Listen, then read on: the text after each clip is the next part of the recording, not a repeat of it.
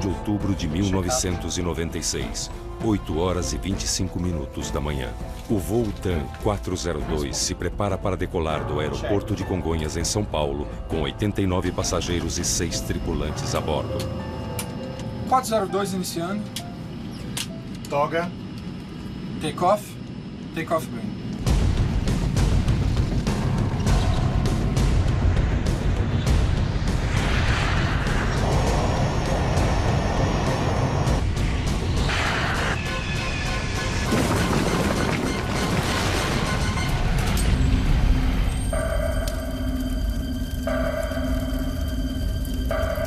Eu e a minha esposa estávamos na janela, né? Antes de descer as escadas para a sala, aí que a gente escutou aquele barulho. Quando nós descemos, na sala estava tudo em chamas. Saímos por outro lado, por aqui não dava para sair, porque estava muito fogo. Nós vimos aí a rua, uma água correndo com o querosene, tudo pegando fogo, os carros. O trem de pouso tinha ficado em cima no quarto. Uma peça enorme, né? Coisa terrível. E mais ainda quando eu fiquei sabendo, quando eu tive a oportunidade de conversar com os meus pais, que eles escaparam por segundos de esse trem de pouso ter esmagado os dois na cama. Horrível. Houve a chegada primeiro de uma viatura de bombeiros do aeroporto. E depois de uns 5, 10 minutos que eu estava aqui no local, que chegaram os bombeiros, a polícia militar. A minha preocupação quando eu cheguei ao local era saber se eu tinha gente precisando de um socorro imediato. O coronel Leopoldo, responsável pelas ações do Corpo de Bombeiros no local da tragédia, lembra cada detalhe. Era uma ladeira, a gente fechou a parte de cima, fechou a parte de baixo, proibindo o acesso de pessoas e veículos. A gente presenciou cenas horríveis, corpos sendo retirados mutilados, queimados. O avião caiu a 2 quilômetros do aeroporto, sobre casas e pequenos prédios de um bairro residencial. Naquele horário da manhã, muitos moradores já haviam saído para trabalhar. Ainda era impossível saber o número de vítimas no local. Muita correria ali embaixo, nós vemos ali uma grande movimentação do pessoal de resgate, funcionários do aeroporto. A repórter Eleonora Pascoal é a primeira a dar a notícia do acidente. Ela chega pelo alto, sobrevoando a área. A imagem que nós vimos lá de cima era uma imagem aterrorizante. Estava tudo destruído, fogo, fumaça, gente andando para um lado e para o outro, assim, meio que atordoada. Então veio a primeira informação de que o avião ia para Brasília. Lógico que me chocou a notícia. Sandra Assali tinha acabado de deixar o marido, o cardiologista José Abu Assali, no aeroporto. Ele ia para o Rio de Janeiro. Entrei no carro, já liguei o rádio e fui indo para casa e ouvindo. Quando eu tô assim, um quarteirão de casa, a Jovem Pan vem dizer assim: correção, o voo não ia para Brasília. O voo aí. Mais uma negação. Tem várias pontes aéreas, sai um atrás do outro, não é ele. Nós demos a vocês voo 402 São Paulo-Brasília, mas está chegando uma outra informação dando conta de que este avião iria para o Rio de Janeiro. Você tinha 2 voos saindo no mesmo horário, um para cada lugar. Imagina os parentes dessas pessoas, como é que eles ficaram, entendeu? Então, foi um erro, mas foi um erro de informação que veio do aeroporto e que a gente só repassou a informação. E mesmo tendo só repassado a informação, foi muito triste ter dado esta informação equivocada.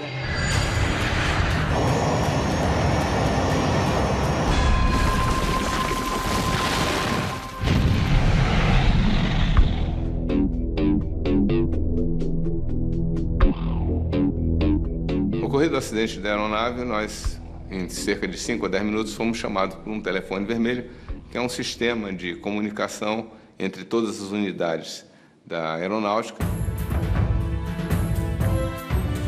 O coronel Douglas Machado, convocado para coordenar a equipe de investigação, tem no currículo centenas de investigações de acidentes aéreos.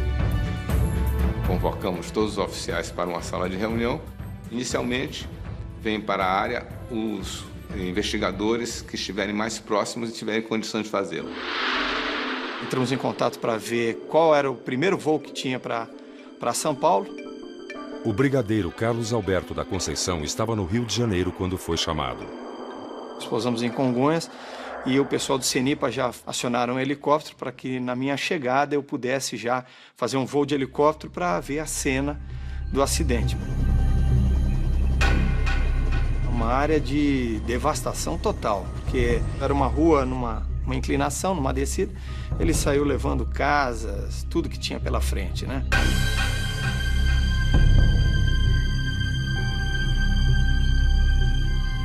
O que causou até um impacto grande em toda a mídia, e a gente viu várias fotos, foi a colocação dos corpos enfileirados na via pública. Corpos já estão perfilados ao longo da rua, bem próximo ao local do acidente. Nós vemos aí, são muitos corpos mesmo.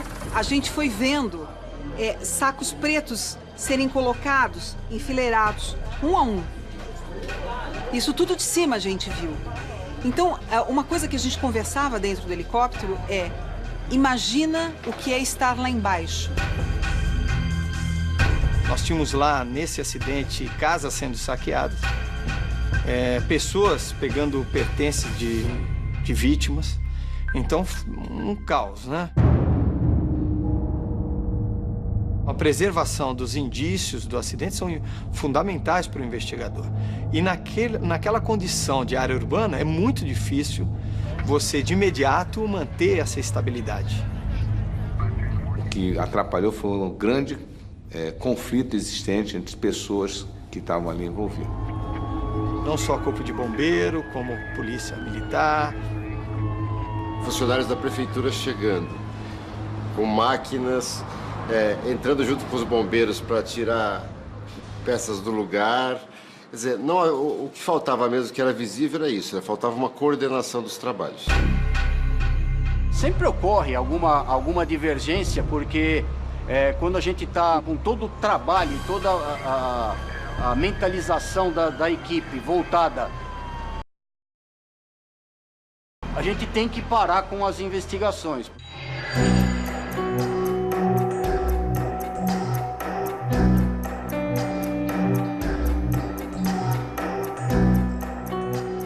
As primeiras 48 horas são essenciais. Você tem um quadro muito ruim, até o investigador fica muito comovido. Ele tem que dar um tempo para ele ir passando aquelas etapas e o profissionalismo dele superar a emoção. Esse foi o primeiro acidente que eu investiguei em área urbana e realmente é muito difícil.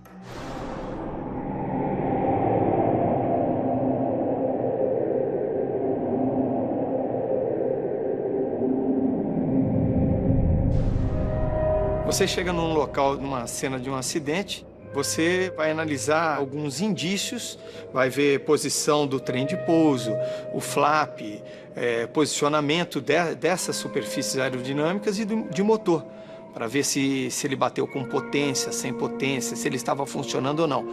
Então, é uma primeira visão. Naquela época eram 3 fatores, era o fator operacional, o fator humano e o fator material. Então, em cada um desses fatores, um oficial qualificado e responsável. Eu era responsável pelo fator operacional, né? O desempenho da tripulação. O interessante de um acidente em área urbana é que o tamanho da área em que se desenvolve o acidente é muito pequeno. As paredes, os edifícios, os postes, todos os obstáculos criam dificuldade para o impacto, então o avião não se desloca muito. E neste primeiro contato com o cenário da tragédia, os investigadores já levantam algumas hipóteses. Era um motor dentro de um quarto e o avião de cabeça para baixo estão já indicando um tipo de perda de controle. Hipóteses que só podem ser confirmadas com a análise das caixas pretas, localizadas pelos investigadores logo nas primeiras horas após o acidente. Elas estavam inicialmente bem danificadas, né? Ela é uma caixa laranja, na cor laranja, né? Para fácil identificação. Essa especificamente do 402 estava cinza escuro para preto, né? As caixas pretas são enviadas para os laboratórios da NTSB em Washington.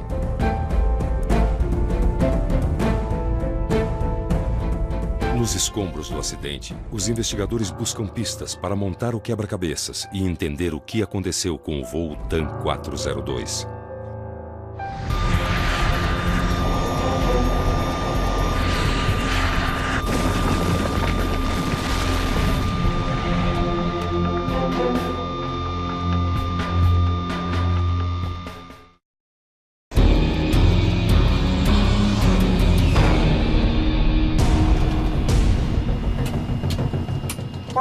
Iniciando. Toga. Take-off. Um Fokker 100 da TAM cai sobre várias casas em uma trágica decolagem do aeroporto de Congonhas, em São Paulo. O acidente provoca uma grande destruição e 99 mortes, 89 passageiros, 6 tripulantes e outras 4 pessoas em solo. Os investigadores procuram pistas em meio a um cenário devastador. Depois da ação inicial, eram transportados não só motores, as principais peças, tudo, para um hangar, de forma que a gente pudesse fazer uma avaliação mais precisa, montar aquele quebra-cabeça desse acidente. Peças pequenas, algumas coisas, foram parar, inclusive, num lixão. Quando nós soubemos disso, nós mandamos, inclusive, um oficial nosso para lá, para recolher tudo isso que tinha sido indevidamente levado. A velocidade com que tomaram as iniciativas de tirar as peças do lugar, eles queriam limpar a área o mais rápido possível para restabelecer a luz, a energia elétrica e essas coisas que eram do interesse deles. Aí o que fizeram? Começaram a tirar os destroços com escavadeira, de modo que muita coisa importante foi perdida naquela hora. Os motores e o painel de controle do Fokker 100 foram enviados para análise no Centro Tecnológico da Aeronáutica, localizado em São José dos Campos, a 80 quilômetros de São Paulo. Engenheiros da Fokker e da Rolls-Royce, fabricante dos motores, acompanharam as análises. São testes e mais testes, uma série de laudos técnicos. Nós tivemos análise de peças não só aqui no Brasil, como no exterior. No processo, os investigadores também vasculham o histórico do voo TAM 402. Eles checam todas as informações do Departamento de Aviação Civil e da empresa aérea. A gente tem liberdade, né? Pegar os dados do piloto na ANAC e o file dele na empresa. Também qualquer desvio de comportamento, qualquer coisa, o médico da empresa também participa e o médico, normalmente do CENIPA ou do CEMAL, juntos começam a analisar passo a passo do que aconteceu. O comandante José Antônio Moreno, 35 anos, casado, pai de uma menina, tinha mais de 6.000 horas de voo, há 5 anos. O copiloto Ricardo Luiz Gomes Martins, 28 anos, 3.000 horas de voo, solteiro, estava na companhia aérea há apenas 6 meses. No que concerne à situação psicológica e biológica dos pilotos, nada foi constatado, nem do comandante, nem do copiloto. O Moreno, que era o comandante, ele era super experiente na aeronave, um piloto muito bom da companhia, e suficientes para ele operar. Tanto é que ele foi checado tipo uma semana antes, avaliado tanto no aspecto de procedimentos normais, emergências, simulador, tudo.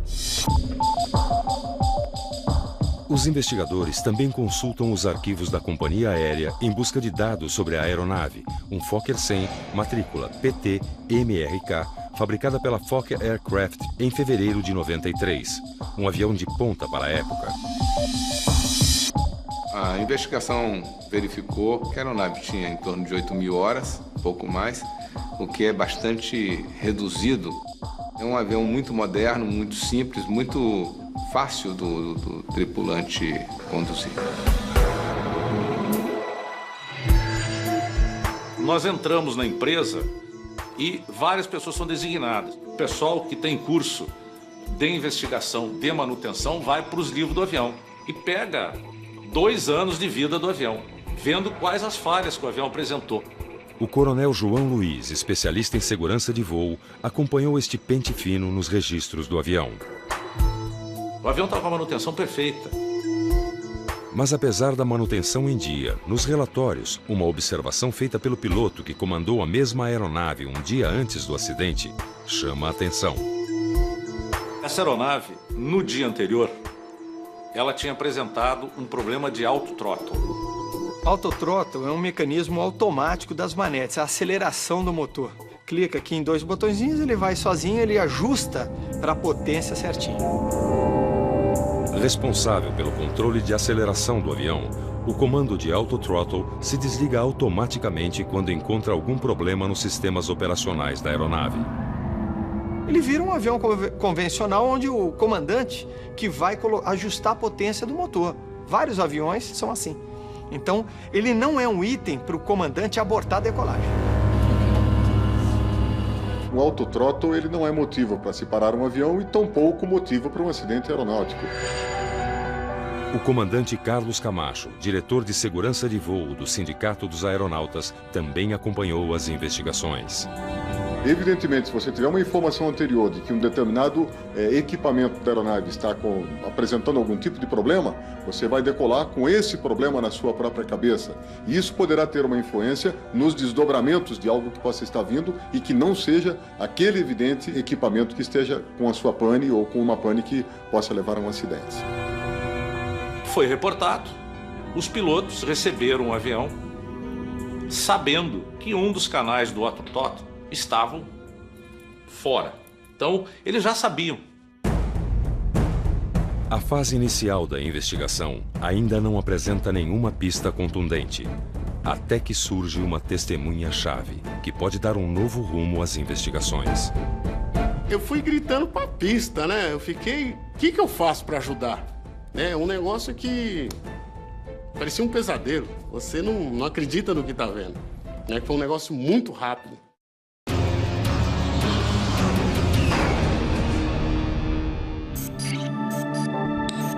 Em meio ao quebra-cabeças para descobrir o que provocou a queda do voo TAM 402, poucos segundos após a decolagem, os investigadores recebem uma informação-chave. Qual é o seu nome? Antônio Bueno. Qual é a sua atividade, Antônio? Mecânico. Mecânico de aeronaves? Isso.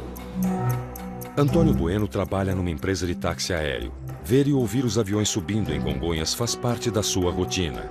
Mas naquela manhã, Antônio viu e ouviu algo bem diferente. Eu cheguei por volta de 8 horas da manhã, eu estava no canto esquerdo do hangar, um dia maravilhoso, né? Um céu de brigadeiro. Eu escutei um barulho de motores acelerando, né?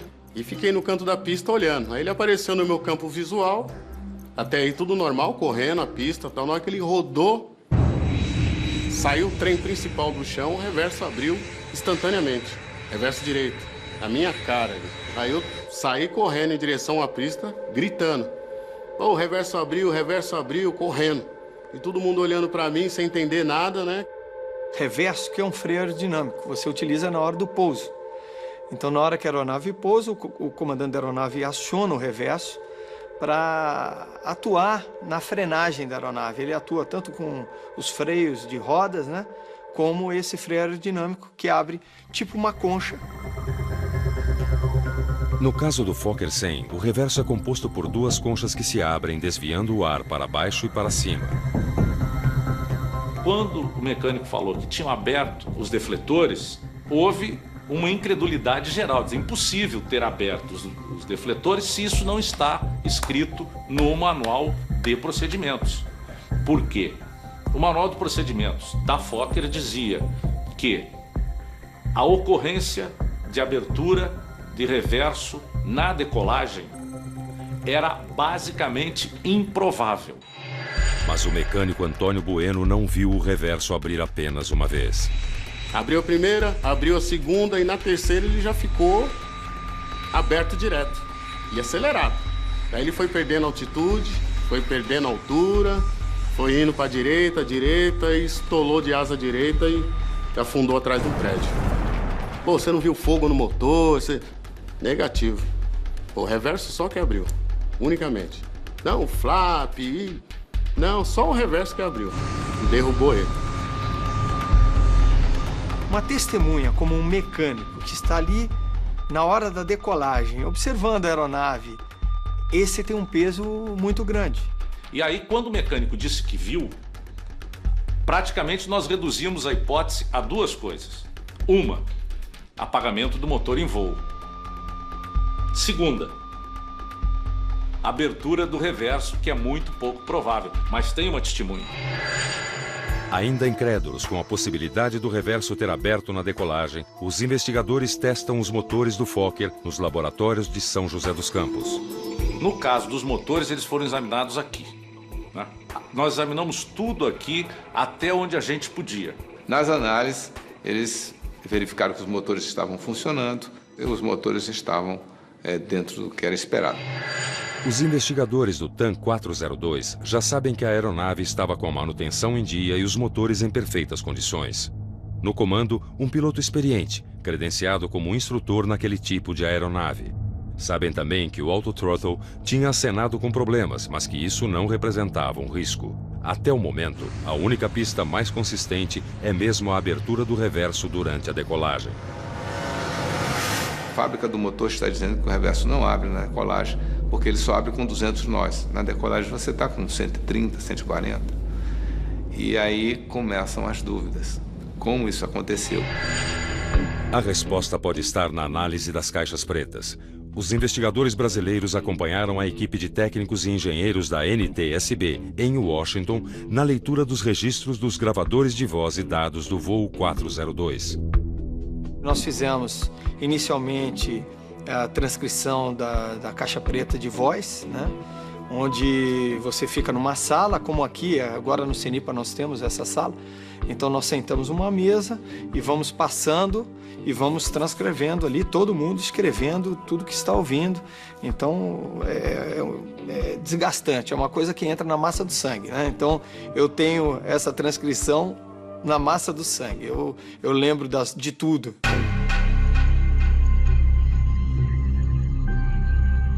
Você ouve inúmeras vezes para descobrir um determinado som ali na cabine. Pô, será que nesse momento ele está fazendo isso, aquilo? Será que esse barulho é característico de um flap, de um interruptor? Que interruptor é esse? E depois dessa transcrição, fizemos a transcrição toda de dados. São 106 itens que você vai... você, como investigador, que vai pedir o que você quer. E com a análise do gravador de dados de voo, finalmente os investigadores começam a confirmar algumas suspeitas. Checando a caixa preta, a gente tinha já a ideia de potência, de reverso aberto, estava bastante claro. Precisava agora harmonizar a caixa preta de dados com a caixa preta de voz.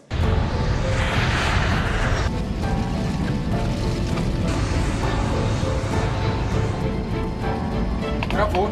Desliga lá em cima o autothrottle. Tá off.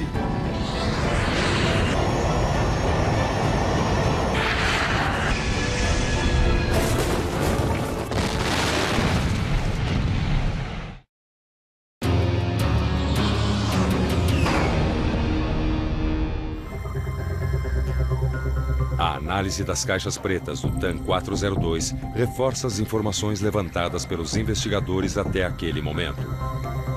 A primeira delas é um diálogo entre comandante e copiloto, confirmando que sabiam do problema com o autothrottle. Lembra que o outro comandante disse que deu problema no autothrottle, tá? Ok.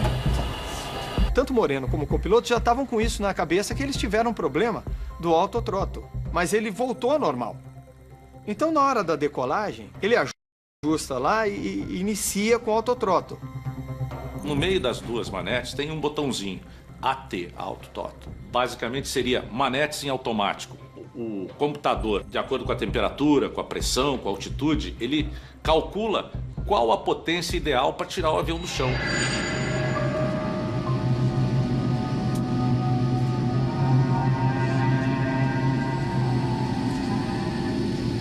402 iniciando. Toga. Take off. Take off. Na corrida da decolagem, sai um dos canais de autothrottle. Ai, ai, ai. O que é, hein? Tá manual. O autothrottle tá fora. Tipo assim, tá tranquilo, podemos continuar. Não é um item para abortar a decolagem. Se fosse um item para abortar, ele abortaria ali na hora.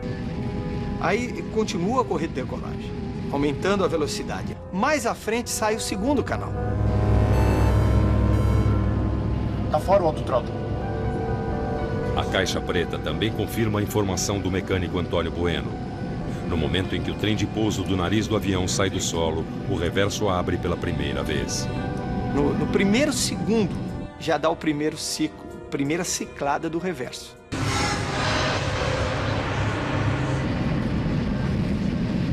Travou. Uma das manetes, ela volta e trava lá atrás. No momento que ela trava, ela fica travada lá atrás somente 3 segundos. Ela destravou depois de 3 segundos. Ou seja, não configura mais a abertura de reverso. Ele está no momento mais crítico, que é a decolagem. No primeiro segundo, ele enche a mão. Ele leva aquela manete lá para frente. Por quê? Porque ele está induzido pensando que é o autothrottle que está fazendo isso. Travou. Desliga lá em cima o autothrottle. Tá off. Puxa aqui. Lá em cima, lá em cima. Tá off, tá off. Então, quando o reverso começa a abrir, eles continuaram lutando com o motor, achando que era autothrottle, e não era mais autothrottle. Até o 16º segundo, onde, nesse 16º segundo, ele abre completamente o reverso. Nesse momento, o feedback cable, que é o fio que liga a manete dos motores às conchas do reverso e dá o ângulo de concha do reverso, esse feedback cable aluiu a junção e o feedback cable soltou. Quando ele soltou, as conchas do reversor atingiram a angulagem máxima, que é de 100% de abertura. A análise do gravador de dados de voo também comprova que o trem de pouso do avião não foi recolhido. No caso aí, ele apenas acelerou a queda da aeronave, a perda de controle. Foi uma perda de controle em voo. Porque ele aumentava o arrasto. Mas, de qualquer forma, se eles não entendessem o que estava acontecendo com os motores, eles iam cair. Eles esqueceram de recolher o trem de pouso, com absoluta certeza, exatamente por conta do conjunto de movimentos exigidos dentro da cabine. O comandante preocupado em voar o avião e o copiloto preocupado em resolver uma pane, que era uma pane contraditória, tá? E no momento que ele não deveria estar sequer fazendo nada além de observar o que estava acontecendo. A análise das caixas pretas vai confirmando as hipóteses da investigação. A partir da abertura do reverso na decolagem, uma cadeia de eventos foi responsável pela queda do Fokker 100. Desliga lá em cima o autothrottle. Sem saber que o reverso estava aberto, a tripulação seguiu forçando as manetes até o cabo da manete direita se romper, deixando a tripulação sem tempo e condições de reagir.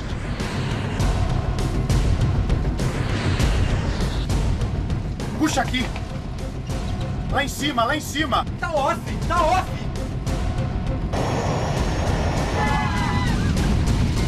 Ai, meu Deus do céu.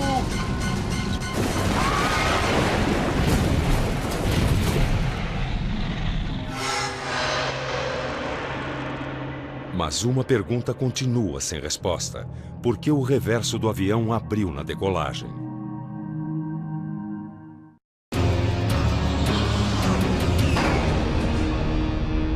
.402 iniciando. Toga. Take off. Take off.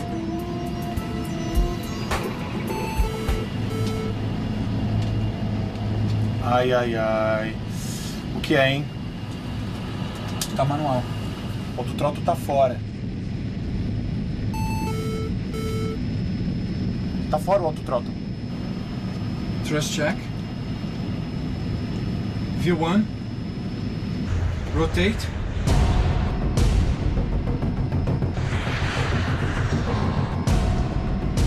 Travou. Desliga lá em cima o auto-throttle. Uma única pergunta persiste na investigação do acidente do voo TAM 4, que o reverso do Fokker 100 abriu em plena decolagem. O comandante, num dado momento, diz: desliga aqui, desliga o auto-throttle. E essa frase está no próprio Cockpit Voice Recorder, está no gravador de dados de voz. Então você observa que eles não estavam lidando com uma situação real. A situação real era uma abertura de concha de reverso. Mas uma informação obtida na análise do gravador de dados do Fokker chama a atenção dos investigadores. O FDR, desde o dia anterior, estava com aviso de conchas do reverso do motor direito não travadas. Para descobrir por que as conchas do reverso não estavam travadas, a equipe de investigação testa todos os dispositivos elétricos do avião, principalmente os relés, que funcionam como interruptores do sistema. Todos os relés foram abertos e testados no laboratório de São José dos Campos. O relé de passagem, que é o relé que recebe do microswitch a informação estamos no chão ou estamos voando, o relé entrou em pane. E esse relé era o relé responsável pelo comando de liberação de energia hidráulica, elétrica para os reversores, entre outras. Nas análises junto ao fabricante, os investigadores descobrem que o sistema de alimentação elétrica dos reversores tinha passado por uma modificação. A Fokker, quando fez o Fokker 100, ela fez um avião para pousar em pistas curtas. Logo, com o uso do reverso, full, alguns operadores reclamaram que o sistema de reverso do avião estava pendurada na barra essencial. E se eu tiver uma pane elétrica da barra essencial na hora do pouso, como é que eu vou acionar o reverso numa pista curta? A Fokker emitiu então um boletim avisando a todos os operadores do avião para mudar a alimentação do reverso para a barra de bateria. Mas para alguns especialistas em segurança de voo, com a modificação, o sistema de travamento dos reversores se torna mais frágil. Essa inversão promovida por essa modificação, permitia que o reverso fosse operacionalizado de outra forma e considerada insegura até mesmo nos próprios relatórios de acidente aeronáutico, dos quais nós tivemos conhecimento, onde diz que a probabilidade da ocorrência da abertura de um reversor em voo se tornou de uma possibilidade em 1 milhão, quando na anterior era uma possibilidade em 1 bilhão. Os investigadores já sabem por que o reverso abriu durante a decolagem, mas ainda precisam descobrir por que o painel do avião não indicou qualquer aviso de pane para os pilotos. Uma análise do projeto elétrico e do sistema de avisos à tripulação revela que na modificação feita pela Fokker, alguns alertas, inclusive o de reverso aberto, permaneciam inibidos durante parte da decolagem. O objetivo era não tirar a concentração da tripulação com avisos de panes improváveis. O fabricante disse o seguinte: é seguro o suficiente pelos testes que nós fizemos. Então o que aconteceu na realidade? O relé deu o curto-circuito e no painel do avião os pilotos não sabiam. Os investigadores descobrem que em 1995 a TAM enviou uma carta para a Fokker pedindo informações sobre a modificação. E a Fokker respondeu que não havia probabilidade do reverso abrir em voo, porque não existia no manual de procedimentos e panes esse treinamento. Então os pilotos não eram treinados no simulador para a abertura do reverso da decolagem. O relatório final do CENIPA foi concluído 1 ano após o acidente. A investigação aponta 3 itens que levaram à queda do TAM 402. A falha no relé, a fragilidade da junção do cabo de retorno das manetes e a falta de treinamento da tripulação para a abertura de reverso na decolagem. Normalmente 95% dos acidentes aéreos são por problemas humanos, ou seja, a atuação do piloto em cima da máquina. Tanto faz seu controle, tanto faz seu piloto, mas é ação humana na máquina. Esse acidente foi o inverso, esse acidente foi um acidente basicamente de fator material. Investigadores e analistas independentes são unânimes em afirmar que comandante e copiloto travaram uma luta contra uma pane que não sabiam qual era, mas divergem sobre um ponto: se deveriam ter tentado resolvê-la. O manual diz o seguinte: nenhuma ação será tomada até 400 pés. Nada, não se faz nada, exceto o cancelamento de uma campainha no caso do motor em fogo, que não era isso que estava acontecendo naquele evento. Nada, nenhuma ação será tomada, exceto pilotar o avião. Quando você precisa tomar medidas abaixo de 400 pés, é lógico que você vai ter que tomar. Isso é um grande... assim, eu diria um absurdo a pessoa ficar raciocinando cartesiano, esperar dar os 400 pés. No momento que você precisa tomar atitude como piloto. Esse acidente, ele se caracteriza por uma falha operacional muito séria. Houve dificuldade de entendimento, o avião tinha elementos para ser, vamos dizer assim, tratado e o piloto conseguir sobreviver, mas a falta de treinamento é operacional. Puxa aqui! Lá em cima, lá em cima! Aqui tá off! Tá off! Se o piloto soubesse que a manete do autothrottle vindo para trás, ela representava um risco para ele mexer, ele não teria mexido, o acidente não teria acontecido. Eu, como investigador responsável pelo fator operacional, eu afirmo que os pilotos reagiram dentro com o maior profissionalismo e competência a bordo daquela aeronave. Qualquer pessoa que estivesse lá sentado no lugar do comandante Moreno teria morrido naquela mesma situação. Quase 2 décadas após a tragédia do TAM 402, muitos ainda se perguntam: um acidente com estas características pode acontecer de novo?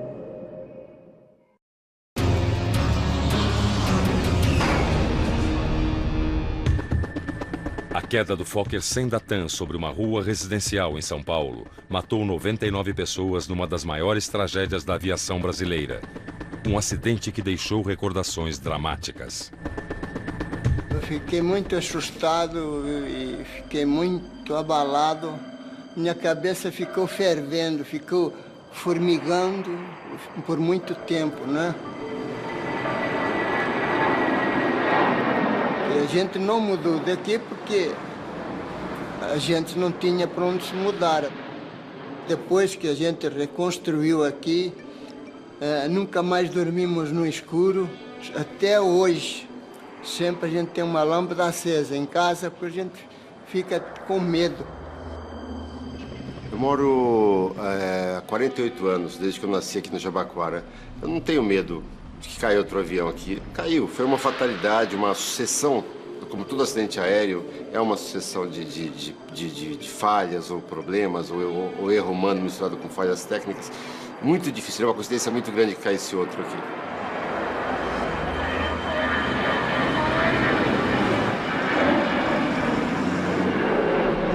E o que a aviação brasileira aprendeu com o acidente? De lá para cá, 1996, não houve mais nenhum acidente com Fokker, nenhuma vítima fatal com a aeronave Fokker 100. E isso aí mostrou que os problemas apresentados neste projeto foram corrigidos. Então é a principal vitória da investigação. A segunda é o alerta aos fabricantes e aos órgãos homologadores para que sejam extremamente exigentes com os seus projetos e com a verificação dos seus projetos. O ser humano erra, o projetista erra, tá? Todos nós podemos errar o tempo todo. É exatamente a eterna vigilância que nos permite errar menos e não levarmos aeronaves a acidentes aeronáuticos. A fiscalização no Brasil é confiável e ela apenas melhorou em relação ao acidente do Fokker. Ela não mudou, porque ela já é confiável desde a década de 70. É importante saber que nós temos uma quantidade bastante satisfatória de inspetores de aeronavegabilidade, que são engenheiros e tecnólogos, que estão constantemente acompanhando qualquer projeto que esteja voando no Brasil. O treinamento de pilotos para a abertura do reverso em voo se tornou uma realidade dentro do programa de treinamento da companhia aérea TAM. Imediatamente após o acidente, a TAM já passou a treinar os pilotos nesse tipo de procedimento. Você, nos simuladores, você faz o que você quer. Você coloca o avião nas condições normais e a pane ocorre quantas vezes você quiser. De lá para cá, investiu-se em protocolos de treinamento, em outros protocolos de acompanhamentos de voo. Muito mudou de lá para cá e para melhor. Tá? Mas eu posso lhe garantir que poderia ter sido muito melhor ainda se houvesse um verdadeiro empenho das autoridades aeronáuticas, do Estado brasileiro enquanto governo e executivo, dos próprios pilotos. Hoje em dia, com as escalas que os pilotos têm, o tipo de vida que estão levando, nenhum piloto mais tem tempo de folhear documentos importantes, experiências de outros, vivenciadas por outros. Então, o autotreinamento, a participação individual do tripulante é muito importante. Nos processos do acidente, as famílias das vítimas entraram em acordo com as empresas envolvidas. Os acordos foram fechados diretamente com as seguradoras das seguintes empresas: Companhia Aérea TAM, Fokker, Northrop Grumman, fabricante do relé, e a Teleflex, fabricante do cabo que se desconectou. Já as recomendações do relatório do CENIPA foram atendidas em sua maioria, apesar de não serem mandatórias. A recomendação de segurança de voo, eu digo que é um grande defeito dos relatórios de acidentes aeronáuticos, porque elas não obrigam ninguém, nenhuma empresa, nenhum profissional a tomar aquelas ações como mandatórias. O CENIPA, como órgão de prevenção e investigação, ele não tem um poder de polícia para falar é obrigatório, isso, aquilo. Até porque nós seguimos a Convenção de Chicago de 1944 e lá simplesmente ele propõe recomendações de segurança de voo. É assim no mundo todo. Não é mandatório. Se ela é uma recomendação de segurança de um determinado nível aí, muito mais forte, ela deveria passar a ser mandatória. Para Sandra Assali, a dor pela perda do marido serviu de inspiração para a criação da Abrapava, Associação Brasileira de Parentes e Amigos de Vítimas de Acidentes Aéreos, que realiza um trabalho pioneiro na América Latina.